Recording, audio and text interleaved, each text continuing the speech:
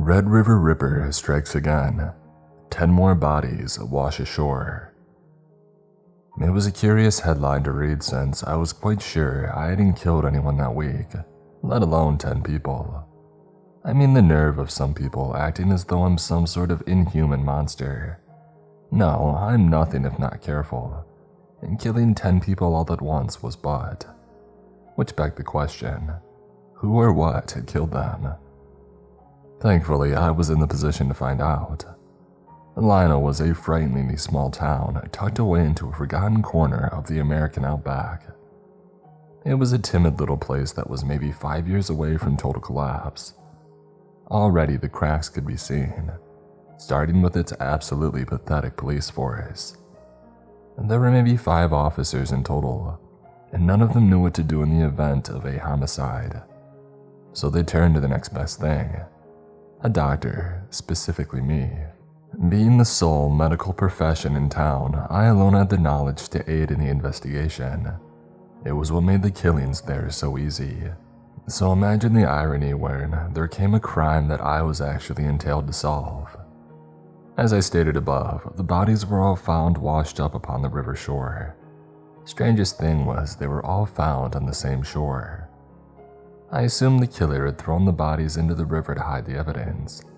If that were the case, it would have been impossible for them all to wind up in the same location like they did. They also didn't suffer from the bloating and the decomposition associated with waterlogged corpses. Someone was trying to make these bodies look like my handiwork, or judging from the wounds, something. I am no mere killer, dear reader. A killer would chase someone down with a meat hook and mangle the body like a child with their toys. I, on the other hand, take good care of my victims. I start at the neck, delivering a single decisive cut before they can regain consciousness. I also keep them suspended by their feet so the blood doesn't stain their body. When all their veins have dried up, I clean the skin with formaldehyde and let it dry for 6 minutes, no more, no less. After that, I apply a moisturizing cream to all relevant body parts. Their bodies are speckless and pristine by the time they're ready to be chopped. Those 10, however, were pretty beat up, as if torn up by a common dog. The skin and meat was splashed open, the edges of every wound jagged and unkempt, and the bones were as splintered as handled by the world's worst gardener. There was no respect for the bodies, none. It was despicable. It had to be an animal. I lied to the officers. No human would go through the trouble of doing what it did to the bodies. There was some truth in that, but their condition had not been deliberate. Some scoundrel had figured himself the next Jack the Ripper and started slashing up the bodies with a semblance of thought or skill, as if that wasn't disgraceful enough. They had the gall to try and pass this sloppy work as my own. I was furious when the news spread. In a single day, almost 5 years of careful cultivation had gone up in flames. My name meant nothing. The fear that it incited was a boorish sort that even a child could conjure up. No longer was I the eye in the shadows that you told yourself wasn't real. I was an animal that needed to be put down. Something bad had to be done, and being so close to the police gave me just the opportunity.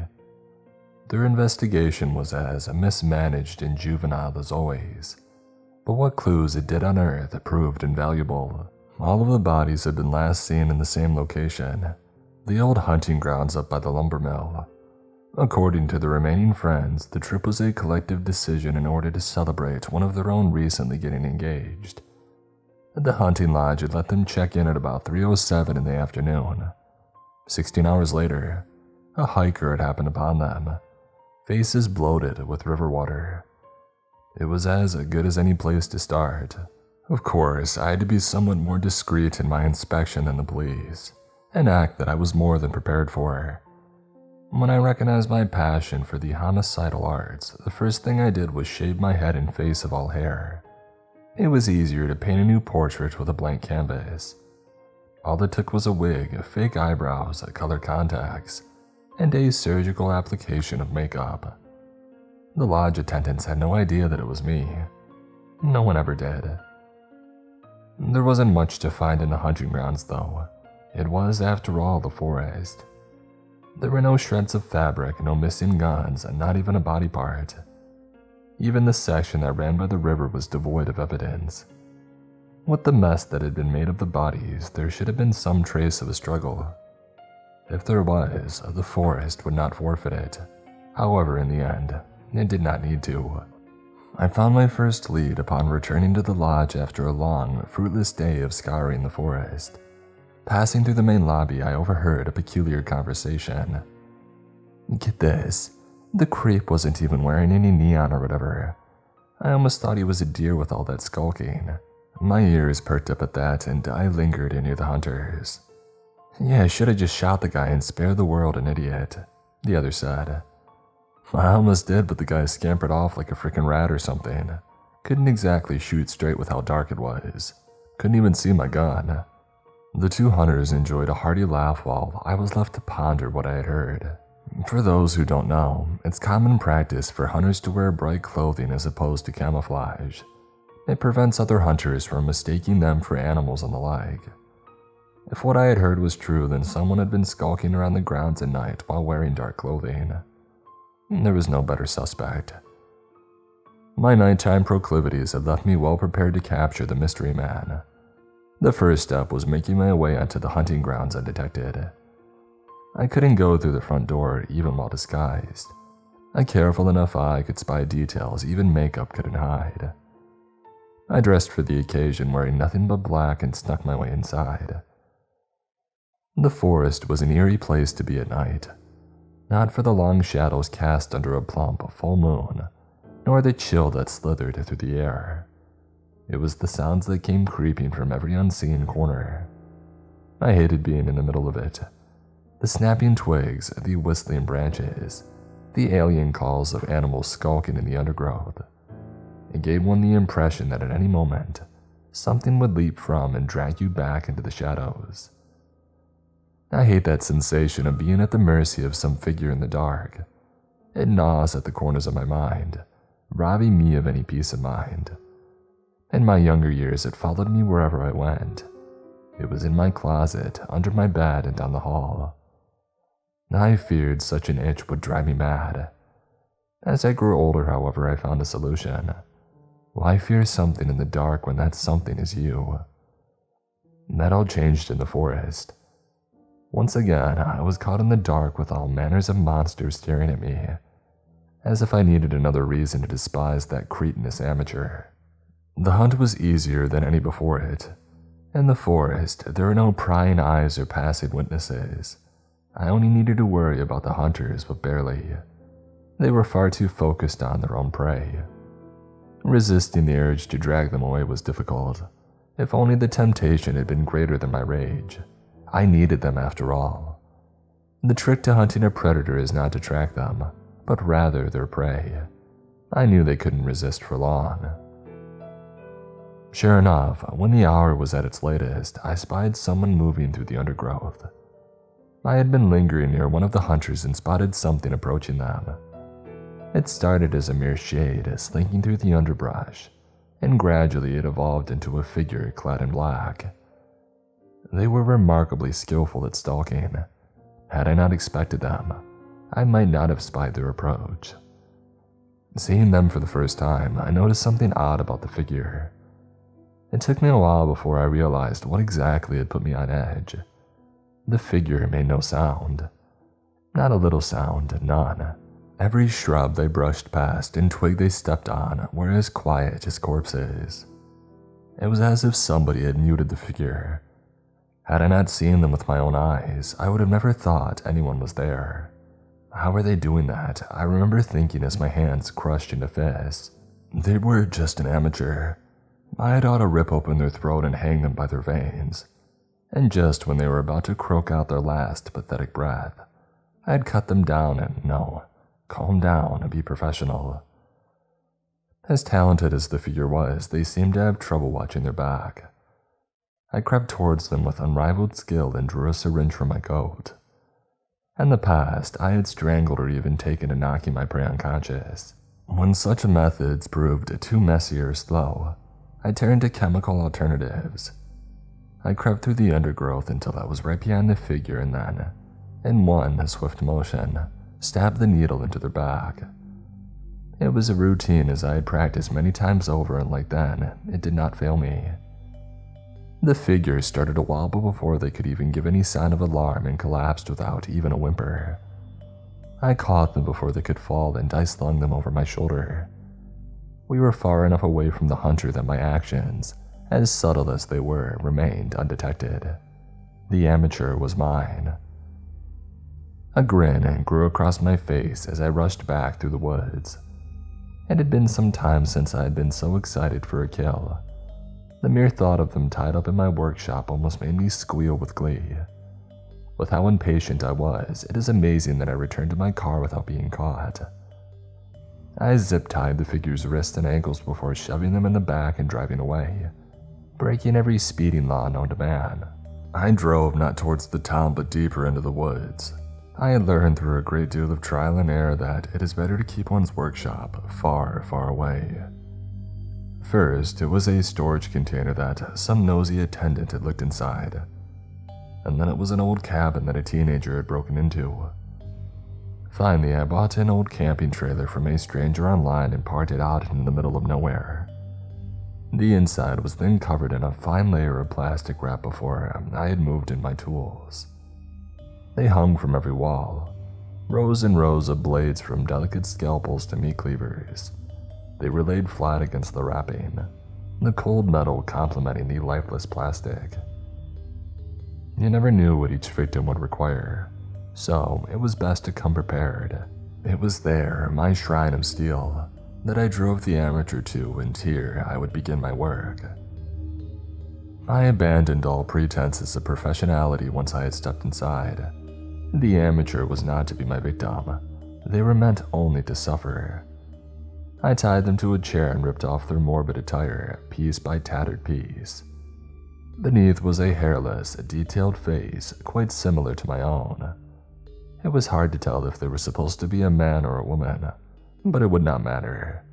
The sedative would wear off soon after all, and then I could start having some fun. It had been a while since I let myself indulge in my more unpolished impulses. I couldn't decide where to start. Perhaps I would peel their skin or cut an arm and feed it to them. Maybe I would go at their face and put them out in town square. A dire message to those who dared insult me. Yes, I thought to myself as I drew a blade from my workbench, my smile caught in the reflection. That would do just nicely. My wait was short-lived. Mere minutes after gathering my tools, the stranger began to stir. I had never regressed so much in a single instant. All at once, I was a child again, just at the beginning of what would become my career. What fun times. I turned to face my plaything just as their eyes opened. "I'm almost disappointed," I began. "It was no trouble at all finding you. Were you even trying to hide? Did you think that I wouldn't find you? It wouldn't be the greatest insult that you made." I stepped forward and placed the knife edge up under their chin. "Do you know who I am?" It was another second before they fully returned to consciousness. My heart thundered in excitement. First would come the screaming, then the struggling, and finally the begging. Sweet, succulent pleas for me to leave unabated. I held my breath and waited. A minute passed and I still waited, and then a second, a third, and a fourth. "I said, do you know who I am?" I spat at the amateur, digging the knife deeper into their jaw, but my demand fell on deaf ears. The figure stared at me not with fear or alarm, but the wide, curious eyes of a child. My excitement turned to anger under that gaze, and I dragged my dagger across their chin, a little motivation to help them play along. Yet they still did not scream. There was not one sign of pain anywhere on their person, even as red trickled down their chin. My anger turned to confusion and then to fear. What was happening? They hadn't even flinched. They had to be mocking me. They were in pain, any person would be, but they refused to let me enjoy it.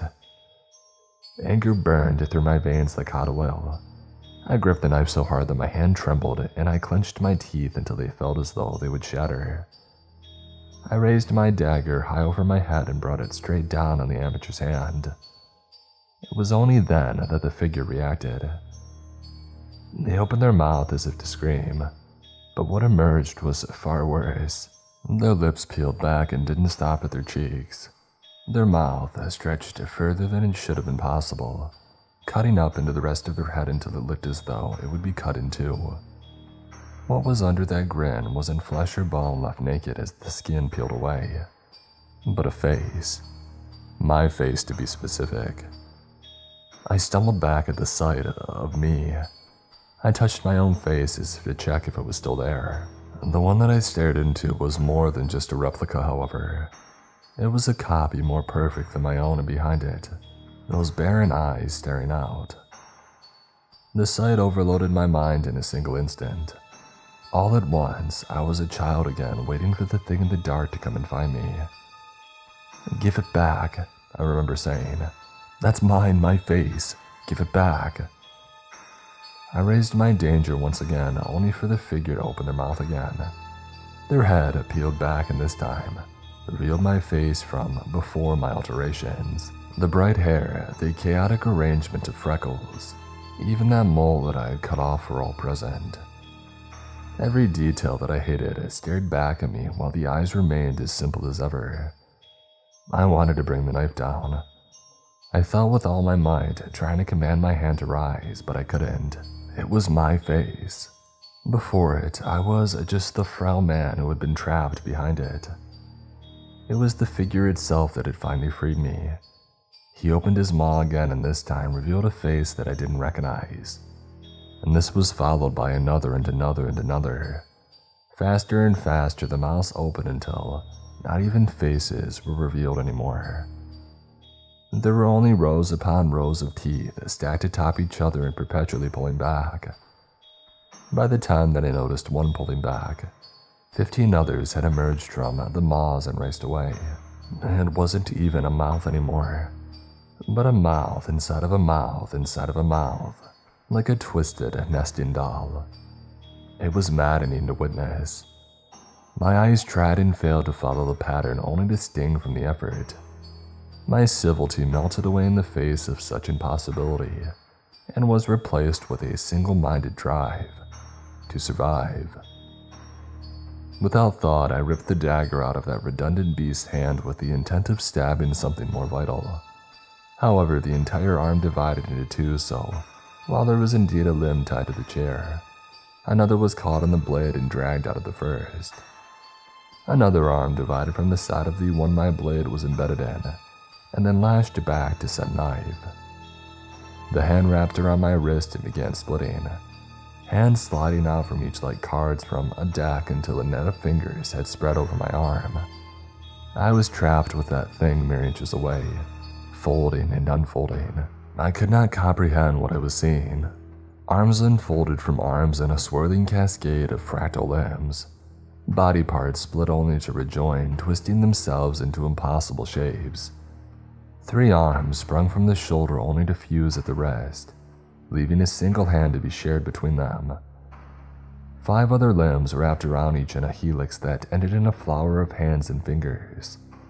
It was a redundant monstrosity with too many limbs and not enough space, an impossible nightmare that would no longer stay in the dark. It pulled me close, its endless grip wrapped tight around my arm, but I refused to be this demon's victim. My free hand fished through air until my fingers grazed one of the many blades still hanging from the walls.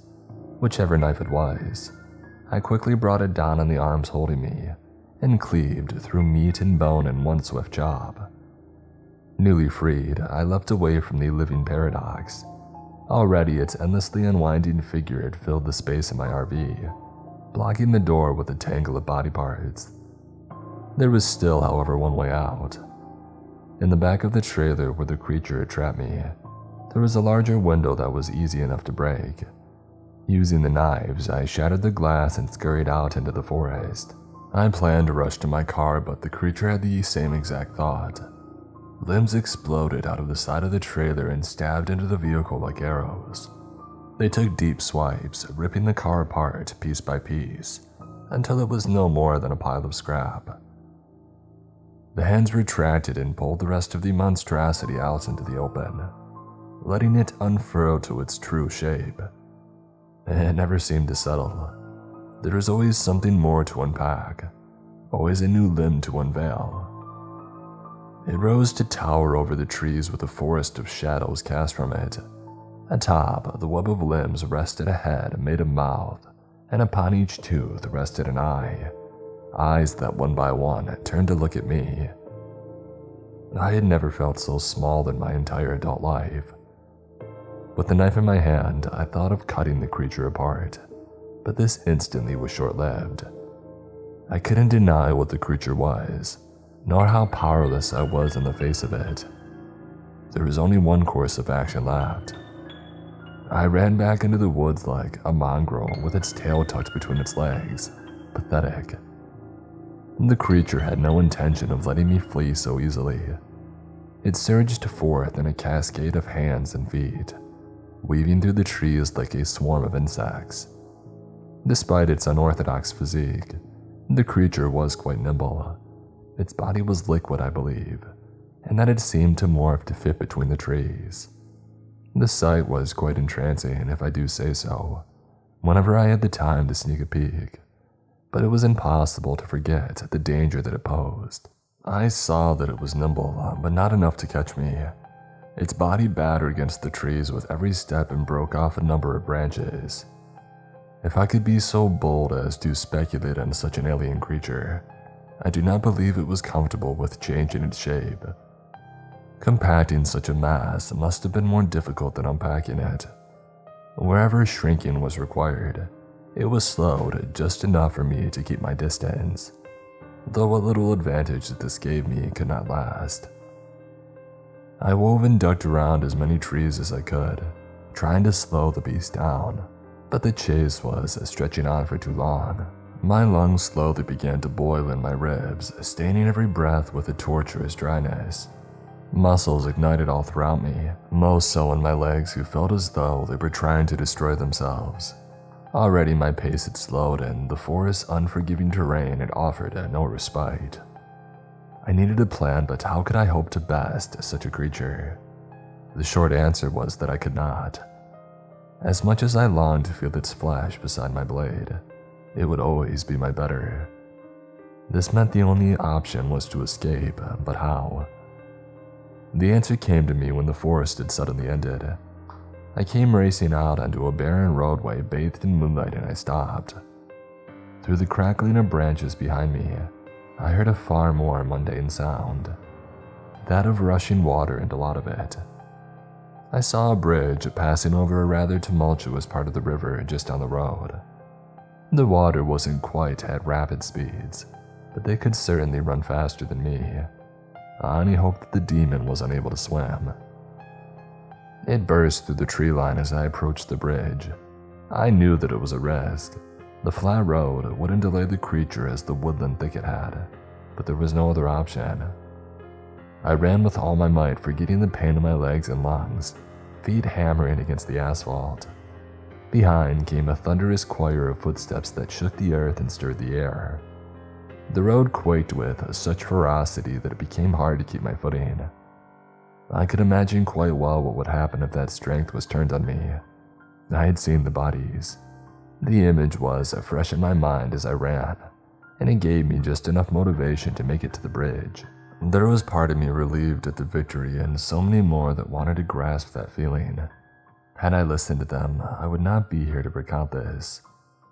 I did not slow as I hiked up the bridge, although my progress had been accompanied by the creatures. It was close now, more so than I feared it ever would be. I could feel the wind generated by its swiping limbs brushing against my neck. Sometimes I swore there was even a claw plucking at the hairs, but it was close, so close. I could see the edge of the bridge and hear the roaring water below. Just a few more steps, that's all that it would take. 3 more, 2 more, 1, and then jump. I was in the air. I was free. All I had to do was let gravity take me, but the fall never came. My shirt snagged under my armpits as if something had snatched me up by the collar. A million fingers gripped the fabric and a shifting shadow passed over me. I didn't need to look up to see that smile unfurling ad infinity. Already I spied spindly hands reaching down to tear me apart. I had done most of the job for them after all, bringing myself right to the river for a prompt disposal. I could see it all play out before me. Tomorrow they would find my body washed up somewhere, and then the papers would come out saying, "Red River Ripper claims the local doctor," and my body would be swept away to make room for more victims. It wouldn't just take my life, it would lose my name. Fear turned to rage as such a thought crossed my mind. I looked up at the creature in the impossible shapes that it took, my gaze alight with utter fury. I may not have killed it, but I could deny it one more victim and everything that was mine. I raised my knife one more time, and in one quick slash, I severed the part of my shirt that it held onto. The other arm shot out to grab me, but the shock of my escape, it had delayed them long enough for the river to take me. The cold of the water struck me like lightning, and after the initial shock, caused my focus to lapse. I had just enough strength to break the surface, not to breathe of course, but to see what may be following me. I spied the bridge, already a mere speck in the distance, and atop it stood the creature. It never moved to follow, even from the shoreline. It simply stood there holding the only piece of me that it would ever get. "Screw you," I remember shouting, overcome by my feeling of triumph. I win! I win! It was a moment that I savor even to this day. Rare is that I find such ecstasy even from my victims. It was the greatest victory that I had ever known, but it was not yet complete. I floated on the river for hours, letting it carry me far away from the creature until the sun finally rose. Only then, when I felt the monster could not find me, I drifted to the river's edge and I crawled ashore. I had been swept miles away to a town just south of my starting point. It was a tiny place as insignificant as the dirt blowing through its streets, but thankfully had a police station in town. I remember marching through the door, dragging river water with every step, finding the nearest officer and saying, "Greetings, I am the Red River Ripper. Would you be so kind as to arrest me?" They didn't believe me, of course, but it was easy to convince them. I outlined my crimes in exquisite details and took them out to see my trailer. Despite the damage, there was enough evidence within to finally arrest me. I pled guilty at the trial and was, to the shock of no one, sentenced to death. News spread fast of my crimes and the chilling efficiency with which they were undertaken. It was undeniable who I was and what I had done, and I couldn't have asked for more. But that wasn't the best part. The 10 men whom the creature had killed were all attributed to me, and I was more than happy to accept such an honor. I hope that creature, whatever it was, knows what I did in hopes that it hates me for it. Maybe it'll come for me. I see no reason why it could not. Perhaps it'll disguise itself as one of the guards or even the inmates, perhaps no. Why be subtle when such a tremendous insult has been delivered after all? I'm a dead man already. I would at least want to die knowing how great of a wound I had delivered. It has not come, however. The days have grown old, and yet here I am, rotting away in a cell. I wonder if it does not care like I do. Perhaps it was simply an animal. Perhaps what it did was simply a means of covering its tracks, or even worse, an accident. I fear that it does not think of me. It is now 6 months since my conviction. The media attention my crimes assumed has died down. Now I doubt any of you know who the Red River Ripper even is, and this is why I write this now. I had made friends with a group of smugglers in my prison. If they're true to their word, they will find some way to make this message public.